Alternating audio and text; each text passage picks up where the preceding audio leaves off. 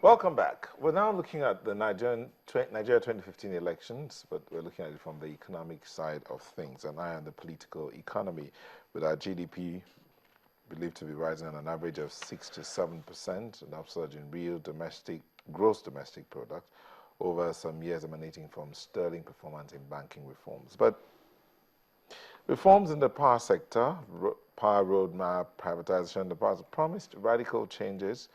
Well, we're hoping to see that real soon. Delayed elections. I like that you said it promised. Promises. Yes. Okay.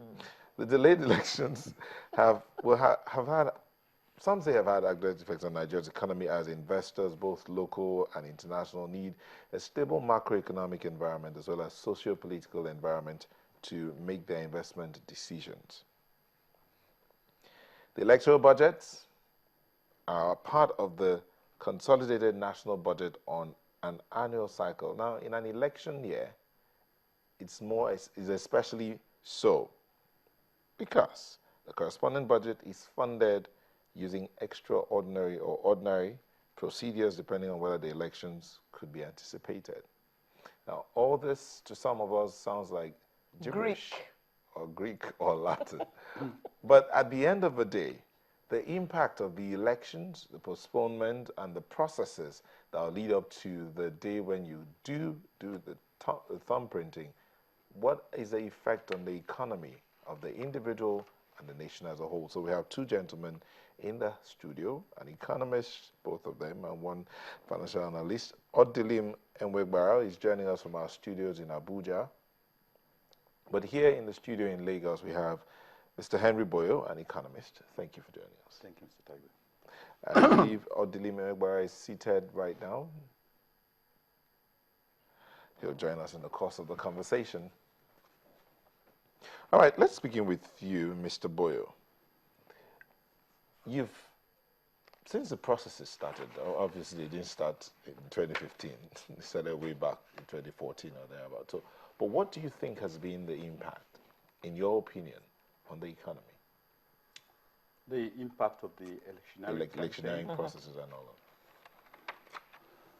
that. Well, you would clearly agree that probably the major beneficiaries have been the printers and the media, like yourselves here.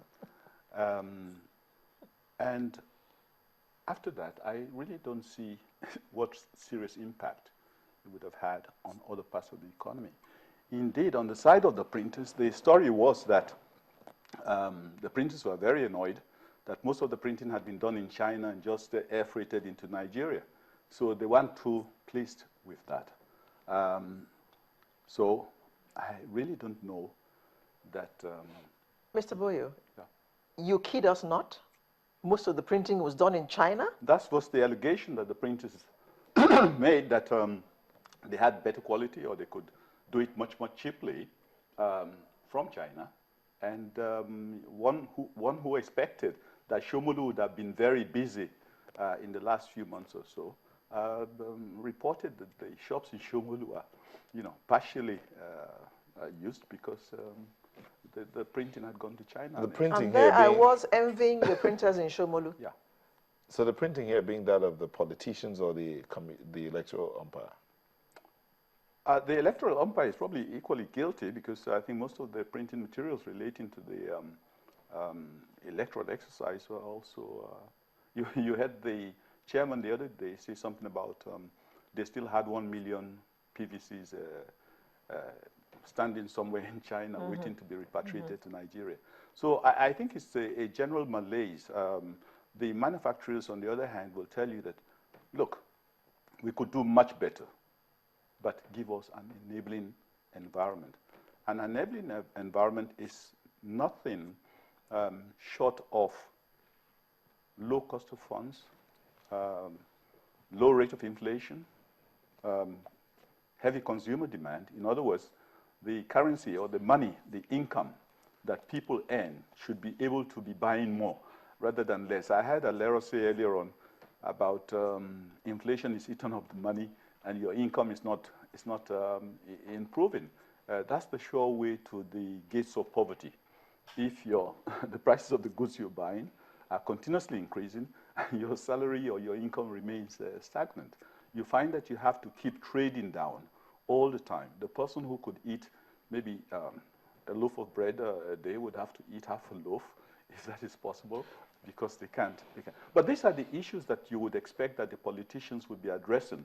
But we, the people, have not even asked them to do so. We enjoy the drama.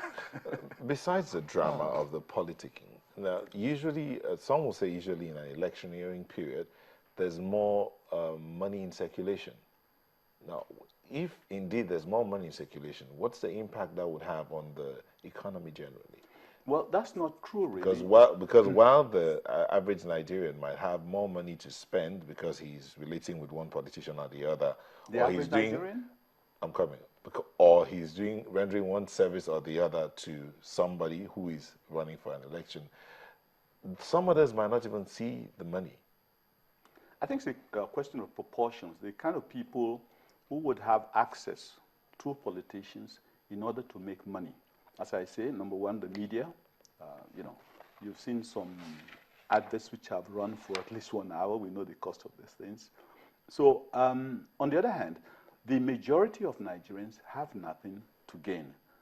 If anything, the politicking has taken attention away from real governance, such that, even though it's expected, such that the area of the economy which actually provides hope for better social welfare for every Nigerian, that area has been totally forgotten, and we have been talking about probably relevant things relating to ethnic differences and all sorts of things, but certainly not about the economy. So I think the people whom you think have been making money from the election may be a very small proportion. You said something about election and plenty of money. And I said that's not true, because in Nigeria, there has always been plenty of money, whether with election or no election. You have heard of the phrase excess liquidity, haven't you, Mr. Tagbe? You have heard of the word excess liquidity. That means surplus money. Have you ever had a month or week in Nigeria where the central bank has never lamented about surplus money? So surplus money has always been there, whether election or not. Okay? Where is it? The surplus money is so surplus that central bank has to borrow it back and keep it and pay 15% interest on it. While the real sector, all of us manufacturers are saying, we need money to do this and do that and that. But the central bank says, no, banks don't lend money to these people at 2 or 3 or 4 or 5%. And in order to make sure you don't lend money to them, I'm going to make sure that if you have to borrow from me, you will pay a high interest rate of 12%. That is what the monetary policy rate does to industry. Once the central bank has set a monetary policy rate of 12% as high as that, basically what the central bank is saying is that, banks, I don't want you to lend to these people. If you have to lend to them, only the crazy ones would borrow from you at 20-something%. So I achieved my purpose, but there's still what? Plenty of excess money in the system. So it is not election that brings in excess money. The excess money is a deliberate contraption to ensure that corruption persists in Nigeria all the time. Let's look at the issue of excess money, and let's tie it to how election budget are made. But before we get to that, let's talk to one of our correspondents, Emmanuel Ebe, who is online from Port Harcourt. Hello, Emmanuel. Hello, Neta. It was a slow start as early as 8 a.m. The exercise is taking place at Fauda Ward 1. Here you have 23 polling units and 19 voting points.